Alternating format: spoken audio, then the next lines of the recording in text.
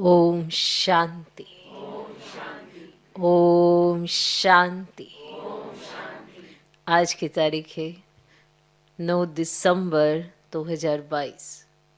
साकार महावाक्य। बाबा कहते, मीठे बच्चे, तुम कर्म क्षेत्र पर आए हो पाठ बजाने। तुम कर्म क्षेत्र पर आए हो पाठ बजाने। तुम्हें कर्म जरूर करने हैं।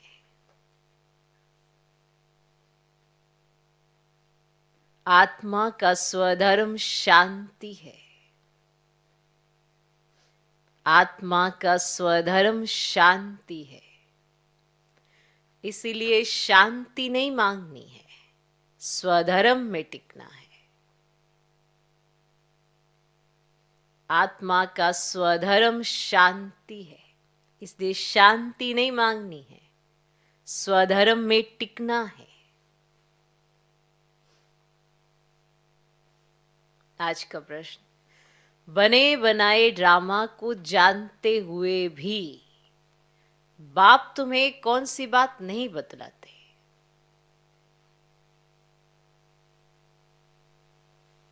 बने बनाए ड्रामा को जानते हुए भी बाप तुम्हें कौन सी बात नहीं बतलाते? कारण क्या? बाबा जानते हैं ना बने बनाए ड्रामा को, उसे जानते हुए भी तुम्हें कौन सी बात नहीं बतलाते? कारण क्या? उत्तर, बाप जानते हैं कल क्या होने वाला है, तो भी बताएंगे नहीं। बाप जानते हैं कल क्या होने वाला है, तो भी बताएंगे नहीं। ऐसे नहीं कल अर्थक्वेक होगी, ये आज ही बता दे। ऐसे नहीं कल अर्थक्वेक होगी, ये आज ही बता दे।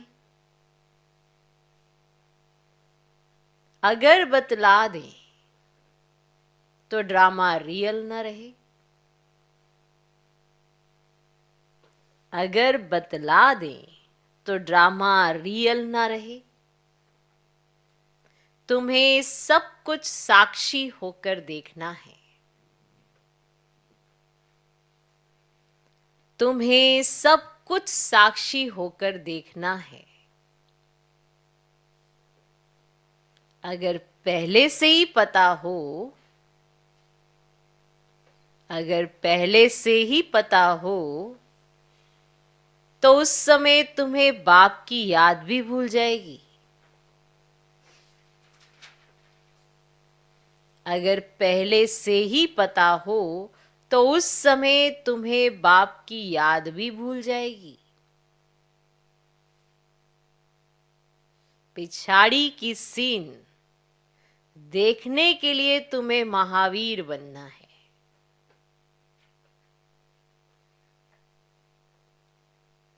पिछाड़ी की सीन देखने के लिए तुम्हें महावीर बनना है। अचल अडोल रहना है।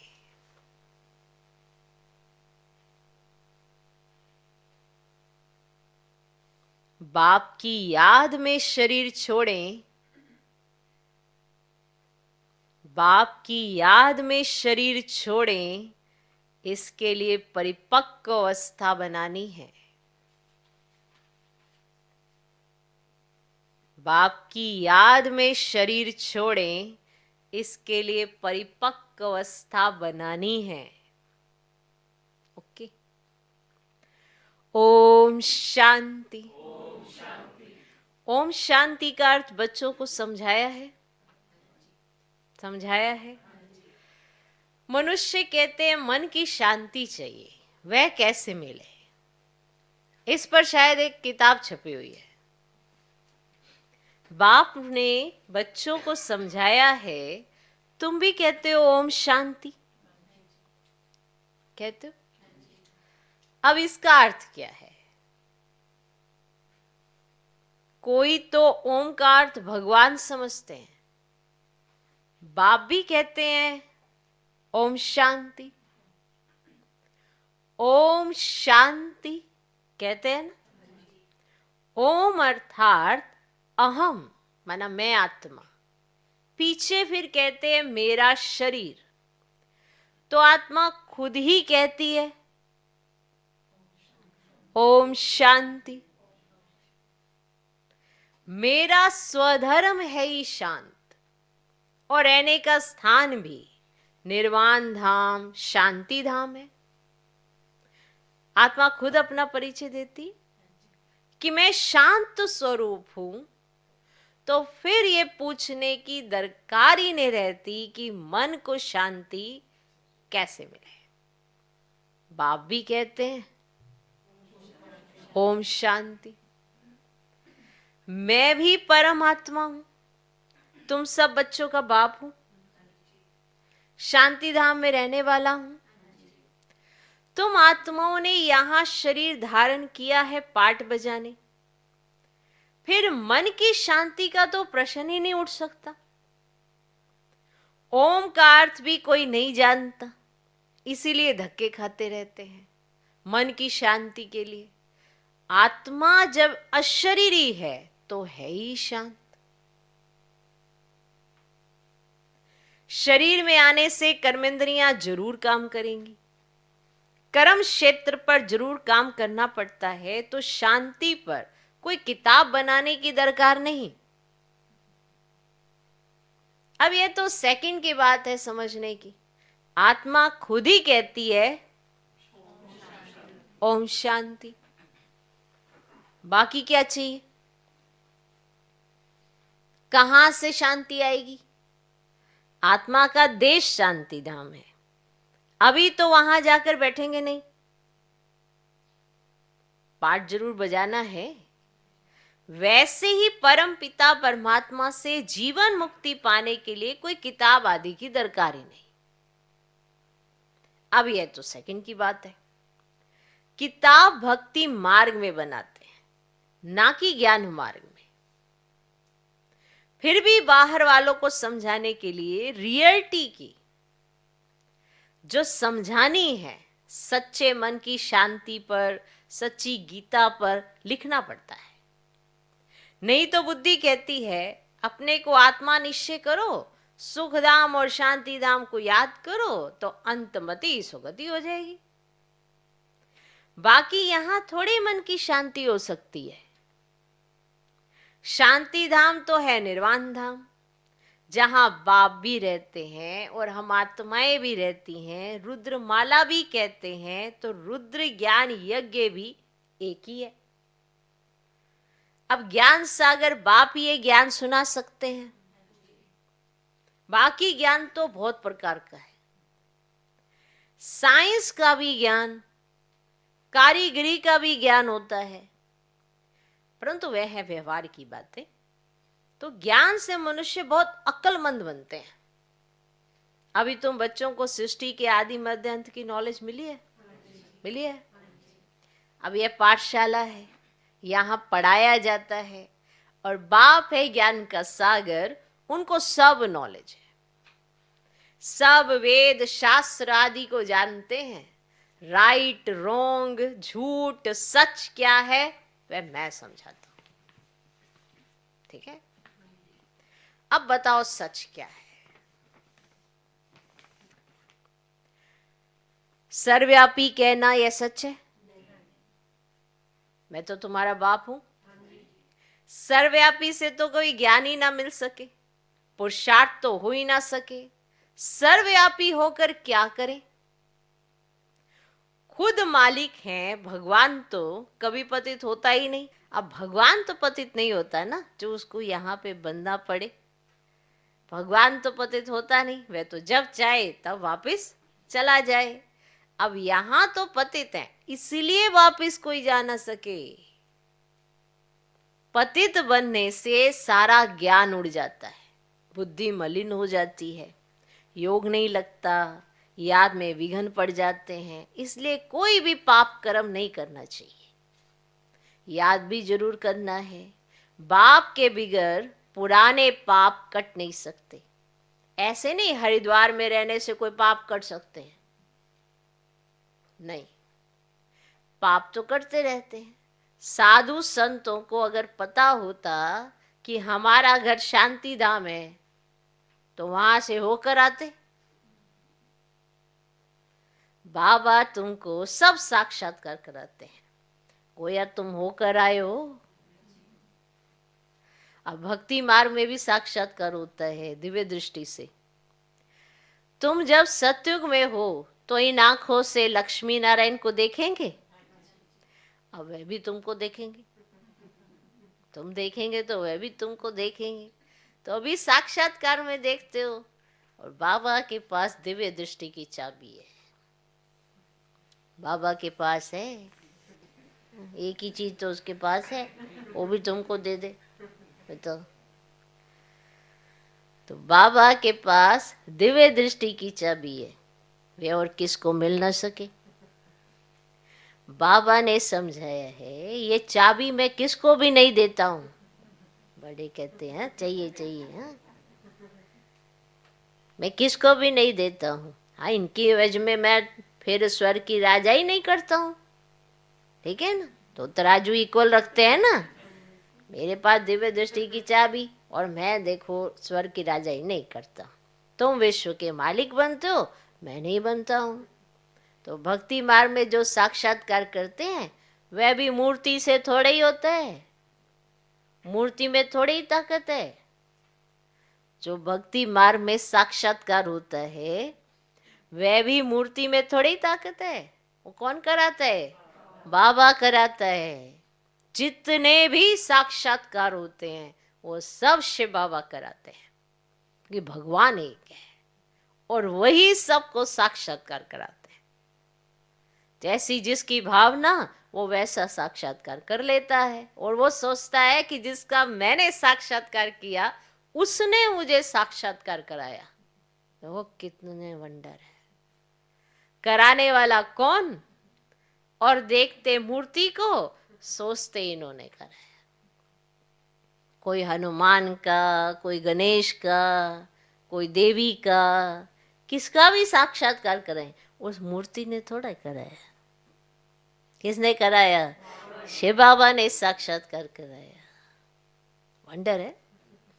पूरा परिचय अगर भगवान का हो जाए ना तो कहीं और दृष्टि जाए ही ना, फिर कहीं नहीं जा सकती दृष्टि। जैसे सोचते हैं ना कि ये मंदिर है, ये इतना सब है, ये इतने, इन सब ने कराया। उनके माध्यम से कराया किसने? वो तो आपने मूर्ति बना के रख दी। अरे हनुमान जी की मूर्ति बना के आपने रखी, जिन्होंने बनाई उन्होंने तो सहज मूर्ति बनाई, पर आपने भावना रखकर हनुमान का साक्षात्कार कर लिया और सोचा यहाँ बड़ी मान्यता है, यहाँ बड़ी मान्यता है। सबकी मनोकामना पूर्ण हो जाती है। किसकी? जैसी जिसकी भावना वैसा वो फल पाए। तो वो मान्यता समझकर वहां जाते हैं और फिर अपनी मनोकामना रखते हैं और फिर जब वो पूरी हो जाती है फिर सोचते हैं कि इन्होंने हमारी मनोकामना पूर्ण की है। तो उनको जब साक्षात्कार होता है तो समझते हैं हनुमान जी ने हमारी मनोकामना पूर्ण करी। तो उनके प्रति भाव न रखते हैं, भूल जाते हैं साक्षात्कार कराने वाला एक शिव बाबा ही है, क्योंकि ये चाबी उन्हीं के पास है और किसी के पास नहीं है। बाबा कहते हैं मैं मनोकामना पूर्ण करने के लिए साक्षात्कार कराता हूं। गणेश, हनुमान आदि जिसकी पूजा करते हैं तो साक्षात्कार मैं कराता हूं। ना तो हनुमान करा सकते हैं, ना गणेश करा सकते हैं, ना कोई और मूर्ति, कोई भी साक्षात्कार नहीं करा सकता, मैं कराता हूं। कोई भी मनोकामना पूर्ण नहीं कर सकता, मैं करता हूं। अब ये अगर वंडरफुल राज सबको पता पड़ जाए तो सब मानने ना लगे कि भगवान एक है। अब यहीं पर सारी भ्रांतियां हो जाती। कहते ही ये इनके तो पता नहीं 33 करोड़ देवी देवता हैं, पर 33 करोड़ देवी देवता बनाए किसने? एक परमात्मा ने। उनकी पढ़ाई से बने, विद्या से बने, जो उन्होंने शिक्षा दी उससे बने, जो श्रीमत मिली उससे बने, लेकिन पूजा हो गई 33 करोड़ देवी देवताओं की। वही सोचो, इतने शालिग्राम बनाकर उनकी पूजा करते, सोचो। लेकिन वो सब बनाए किसने? अब आप हो, चैतन्य में हो, आपकी मूर्ति बना के कोई पूजा करने लगे, आप सोचेंगे ले ये क्या कर रहे हैं, आपको वंडर लगेगा ना। अब उनकी मनोकामना कौन पूरी कर रहा है? शिव बाबा। किसी ने भी किसी में भी भावना रखी, भगवान जानता है ना कि इसका दिल सच्चा है, तो भावना इसने रखी है, पूरी कर देता हूँ, तो उसको उसी का साक्षात्कार हो जाता है। कोई किसी का भी, अभी इतने सारे देखो, इतनी भीड़ जाती है हर स्थानों पर, आप देखेंगे बहुत भीड़ होती है, वो थोड़ा पूरी कर रहे हैं, कौन कर रहा है? शिव बाबा। ये राज अगर समझ आ जाए ना, फिर ये बुद्धि भटकना बंद हो जाती है। यही राज नहीं समझ में आता, कई बार इसीलिए भक्ति मार्ग की तरफ भी आकर्षण हो जाता है कि यहाँ बहुत मान्यता है। मान्यता किसकी? भावना वालों की। भावना भगवान ने पूरी की, और भगवान एक है, अनेक नहीं। अब भी आपको भी कोई अगर कहता आप तो भगवान जैसे हो, नहीं नहीं, हम भगवान जैसे नहीं हो सकते, और ना ही भगवान हो सकते। हमें बनना है अपने बाबा जैसा, लेकिन बाबा नहीं हो सकते। बनना और उनके जैसा होना और वैसे ही समझ लेना, अंतर है भाई। एक बच्चा अपने बाप जैसा कर्म कर सकता है, बाप तो नहीं हो सकता ना। तो ये भी बड़ा अच्छा समझने की जरूरत है कि गणेश, हनुमान आदि जिसकी पूजा करते हैं, साक्षात्कार मैं कराता हूं, परंतु वो लोग समझते हैं परमात्मा सब में है, इसलिए मुझे सर्वव्यापी कह दिया, उल्टा ज्ञान ले लिया। वास्तव में सब ब्रदर्स हैं, सब में आत्मा है, सब फादर तो हो ही ना सके। सभी आत्माएं पुकारती है, हे गॉड फादर रहम करो, तो सब बच्चे हो गए। बच्चे बाप से वर्षा लेते हैं तो देह का अभिमान छोड़ना पड़े, बस मैं आत्मा बाप से वर्षा ले रही हूं। आत्मा को मेल व फीमेल नहीं कहते, भर चोला फीमेल का है, परंतु ये कहना ठीक है कि वर्षा ले रहा हूं, मैं आत्मा वर्षा ले रहा हूं ना। तो बाप से वर्षा लेने का सबको हक है। मैं क्रिश्चियन हूं, मैं फलाना हूं, ये सब शरीर के धर्म है। आत्मा एक ही है, शरीर बदलता है। तब कहते हैं ये मुसलमान है, ये हिंदू है, तो आत्मा का नाम नहीं बदलता, शरीर का बदलता है। और बाप तो है ही पतित पावन ज्ञान का सागर, बाप की महिमा अलग हो जाती है, तो वह शांति का सागर, ज्ञान का सागर है। उनके साथ योग लगाने से हम शांति धाम चले जाएंगे, सो भी अभी। तो ऐसा योग कभी कोई लगा नहीं सकते। तुम शांति धाम को जानते हो, बाकी याद शिव बाबा को करते हो। अब सन्यासी कहते हैं हम ब्रह्म ज्ञानी हैं और ब्रह्म से योग लगाते हैं, परंतु उनसे भी कर्म विनाश नहीं हो सकते, तो वो योगी रोंग है। ब्रह्म अर्थात रहने का स्थान, ब्रह्म ज्ञानी अर्थवा तत्व ज्ञानी, बात एक ही है।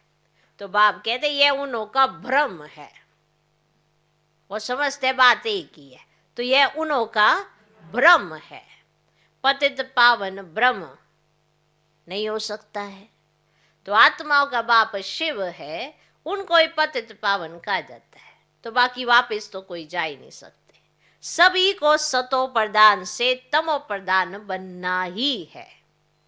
जबकि पहला नंबर श्री नारायण ही बनता है, तो और सभी भी जरूर तमो प्रधान बनेंगे, पुनर्जन्म लेते आएंगे, यह भी बुद्धि में रखा जाता है। तुम जानते हो हर एक धर्म वाले कितने जन्म लेते होंगे? अब देवताओं को कहेंगे पूरे 84 जन्म लेते हैं। औरों के जन्म एक्यूरेट नहीं बता सकते, कोई हिसाब करे तो निकाल सकते हैं, परंतु जरूरत नहीं है। हमारा अपने पुरुषार्थ से काम है और जास्ती बातों में नहीं जाना है। तुमको मुक्ति, जीवन मुक्ति चाहिए तो मन मना भव। मैं हूं ही पतित पावन, आकर राजयोग सिखलाता हूं। पतित पावन जरूर कलयुग अंत में आएगा, ना कि द्वापर में। सिर्फ शिवरात्रि लिखने से अर्थ नहीं निकलता है, त्रिमूर्ति शिवरात्रि लिखना चाहिए। और भक्ति में घोर अंधेरा है, तभी तो कहते ज्ञान सूर्य प्रगटा, अज्ञान अंधेर विनाश। तो जरूर कलयुग का अंत होगा, तो रोशनी है सतयुग में। बाप जरूर संगम पर आएगा, सब पतित बने तब तो बाप आकर पावन बनाए, क्योंकि सबका कनेक्शन है ना। बहुत सन्यासी लोग भी कहते हैं मन की शांति कैसे होगी, तो आत्मा का स्वधर्म ही शांत है। जैसे भारतवासी देवी देवताओं को भूले हुए हैं, वैसे आत्मा भी अपने स्वधर्म को भूली हुई है। आत्मा ही जानती है मुझे रावण ने अशांत किया है, ये ज्ञान अभी मिला है, तो यहाँ तो शांति कभी मिल ही नहीं सकती। तो शांति धाम में ही शांति मिल सकती है, तो वहां तो सबको जाना है। हम शांति धाम में जाएंगे, फिर आएंगे सुख धाम में। दूसरे धर्म वालों को शांति अधिक मिलती है, हमको सुख अधिक मिलता है। उन्हों को ना इतना सुख ना दुख मिलेगा। अब यह है डिटेल की बातें। कोई ने लक्ष्य को अच्छी रीति पकड़ लिया है तो वह भी काफी है। घर में रहते बाप और वर्षे को याद करते रहो, परंतु प्रजा नहीं बना सकेंगे, तो जो प्रजा बनाएंगे वही राजा रानी मालिक बनेंगे। और मेहनत है ना, है ना, तो प्रोजेक्टर पर समझाना सहज है।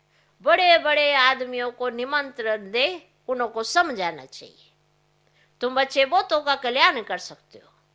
ये भी नए तरीके निकल रहे हैं। अंग्रेजी में भी प्रोजेक्टर स्लाइड विलायत में जाकर दिखला सकते हो। अब ये गोला आदि जब देखेंगे ना तो समझेंगे कि ये है भारत की फिलॉसफी। तो ये नॉलेज बाप ही दे सकते हैं। तो ये है रूहानी ज्ञान। रूह से ही रूहानी ज्ञान मिलता है। तो सच्चे डॉक्टर ऑफ फिलॉसफी भी तुम हो। तो बाप है रूहानी सर्जन, रूहों को इंजेक्शन लगाते हैं और तुम्हारा है सब गुप्त। वो लोग तो बैठ शास्त्र आदि पढ़ते हैं तो उनका बहुत मान होता है। वह रूहों को पतित समझते नहीं, निर्लेप कह देते हैं। तो सच्ची सच्ची नॉलेज तुम ही दे सकते हो। तो यह भी समझाया है, वह है हद का सन्यास और तुम्हारा है बेहद का सन्यास। तो जो बेहद का बाप ही सिखलाते हैं। और वह है हठ योग और यह है राजयोग। वो हठ योग से कर्मेंद्रियों को वश करना चाहते हैं, तुम राजयोग से कर्मेंद्रियों को वश करते हो। बहुत फर्क है। अब बाप द्वारा तुम नॉलेजफुल बनते जा रहे हो, परंतु बनेंगे नंबरवार पुरुषार्थ अनुसार। ऐसे बाप के साथ कितना लव रहना चाहिए। अब यह है गुप्त लव। आत्मा भी गुप्त है। आत्मा जानती है कि हमको बाबा मिला है, दुख से छुड़ा रहे हैं। बाबा आपने तो कमाल किए, कल्प कल्प आप हमको ज्ञान देते हो, फिर हम भूल जाते हैं। बाप कहते हाँ बच्चे, हमने तो कहा था ना ये ज्ञान प्राय लोप हो जाएगा, तो सत्य में ये नॉलेज नहीं रहेगी। तो ये सब ड्रामा बना हुआ है, जरा भी फर्क नहीं पड़ सकता। बना बनाया ड्रामा है। जो कुछ होता है ना साक्षी होकर देखते चलो। विनाश होना है, स्थापना होनी है, साक्षी होकर देखना है।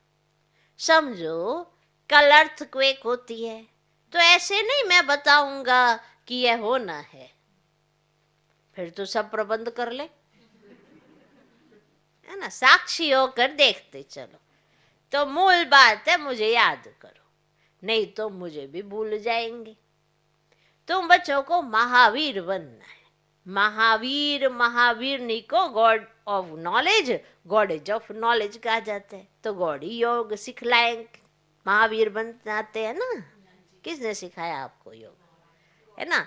गॉड ही योग सिखलाए, महावीर बनाते हैं। तो पिछाड़ी में जब अर्थक्वेक आदि होगी ना, उस समय महावीर पना चाहिए।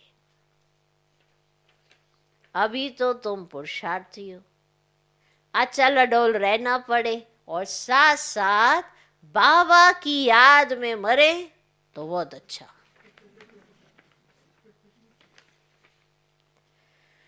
जो ज्ञान में अचल अडोल होंगे वे बैठे बैठे शरीर छोड़ेंगे, फिर कर्मातीत अवस्था में जाकर सर्विस करेंगे और बच्चों को परिपक्व अवस्था में शरीर छोड़ सूक्ष्म वतन में जाकर फिर नई दुनिया में आना है। अच्छा, बच्चों को सदैव अपना चार्ट देखना है, जो हम बाबा से पूरा वर्ष पाए। कोई भी बात के संशय में आकर पढ़ाई कभी नहीं छोड़नी चाहिए। बाबा बार बार कहते हैं, मुझे याद करो तो भी कर्म विनाश होंगे।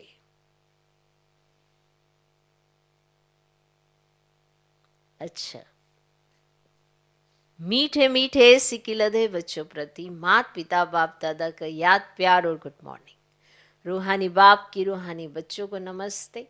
हम रूहानी बच्चों की भी रूहानी बाप को नमस्ते नमस्ते नमस्ते। Good morning good morning good morning. धारणा के लिए मुख्य सर पहला पॉइंट, किसी भी बात में संशय बुद्धि बन पढ़ाई नहीं छोड़नी है।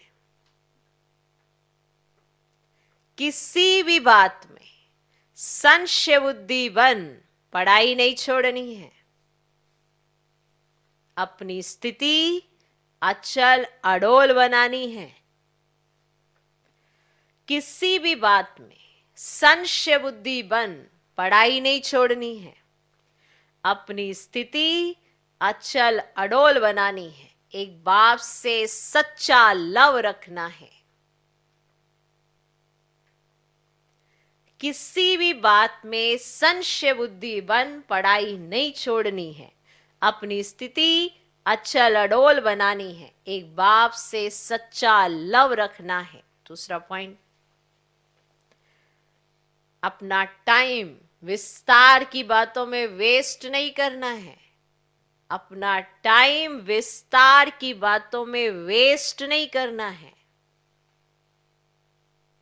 बुद्धि किसी भी कर्म में मलिन ना हो, इसका पूरा ध्यान रखना है।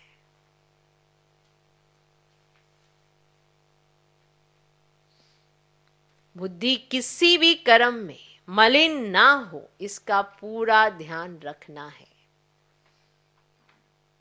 आज का वरदान, मनसा वाचा कर्मणा और संबंध संपर्क में, मनसा वाचा कर्मणा और संबंध संपर्क में पवित्रता की धारणा द्वारा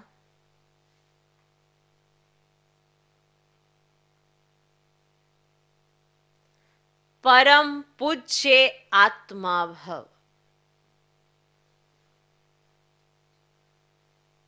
मनसा वाचा कर्मणा और संबंध संपर्क में पवित्रता की धारणा द्वारा परम पूज्य आत्मा भव।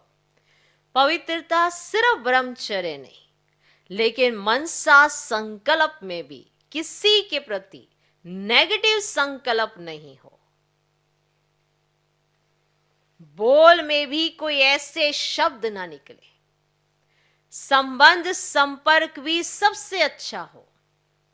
किसी में जरा भी अपवित्रता खंडित ना हो, तब कहेंगे पूज्य आत्मा।